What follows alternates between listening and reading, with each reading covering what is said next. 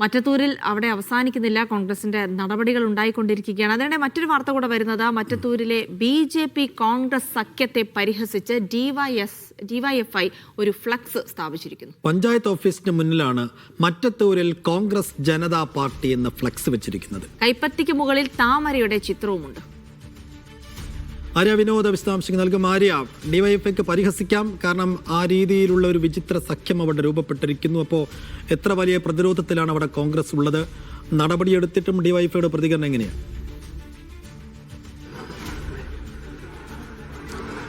തീർച്ചയായിട്ടും സേഫ്യോ വലിയ പ്രതിരോധത്തിൽ തന്നെയാണ് ഇപ്പോൾ കോൺഗ്രസ് നിലകൊള്ളുന്നത്.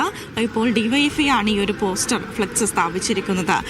കോൺഗ്രസ് ജനത എന്ന പാർട്ടി എന്നൊരു ഫ്ലെക്സ് ആണ് വെച്ചിരിക്കുന്നത്. കൈപ്പത്തിക്ക് മുകളിലായിട്ട് താമരയുടെ ചിത്രം വെച്ചുകൊണ്ട് വളരെ പരിഹസിക്കുന്ന രീതിയിൽ തന്നെയാണ് പഞ്ചായത്ത് ഓഫീസിന് മുന്നിലാണ് ഈ ഒരു ഫ്ലെക്സ് സ്ഥാപിച്ചിരിക്കുന്നത് എന്നുള്ളതാണ്. നമുക്കറിയാം, 8 കോൺഗ്രസ് അംഗങ്ങളാണ് BJPയുമായിട്ട് സഖ്യം ചേർന്നുകൊണ്ട് അവിടെ വിജയിക്കുന്ന ഒരു സാഹചര്യം ഉണ്ടായത്. കോൺഗ്രസ് വിമതയായ ടെസി ജോസിനാണ് പ്രസിഡന്റ് സ്ഥാനം ലഭിച്ചിരിക്കുന്നത്.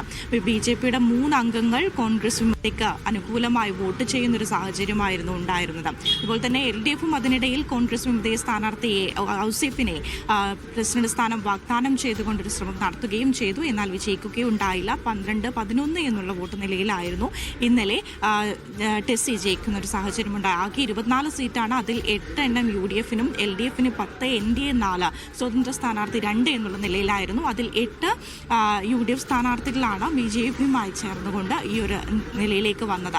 അതിൽ നിരവധി വിമർശനങ്ങളാണ് ഇപ്പോൾ പല ഭാഗത്തു നിന്നും ഉയർന്നുകൊണ്ടിരിക്കുന്നത്. ഇതിൽ കൃത്യമായ നിലപാടിലേക്ക് കോൺഗ്രസ് കടന്നിരിക്കുന്നു. കടുത്ത പ്രതിരോധത്തിലാണ് കോൺഗ്രസ് ഉള്ളത് എന്നുള്ളതാണ്. അതിൽ ശക്തമായ നിലപാടിലേക്കാണ് കോൺഗ്രസ് കടന്നിരിക്കുന്നത്. ഇവരെ കോൺഗ്രസിൽ നിന്ന് പുറത്താക്കുന്ന ഒരു സാഹചര്യമാണ് ഉണ്ടായിരുന്നത്. പുറത്താക്കുകയല്ല, ഇവർ രാജിവെച്ചുകൊണ്ടാണ് പോയത്. അപ്പോൾ ഇനിയിപ്പോൾ ഇവർക്ക് വിപ്പ് നൽകിയിരുന്നു.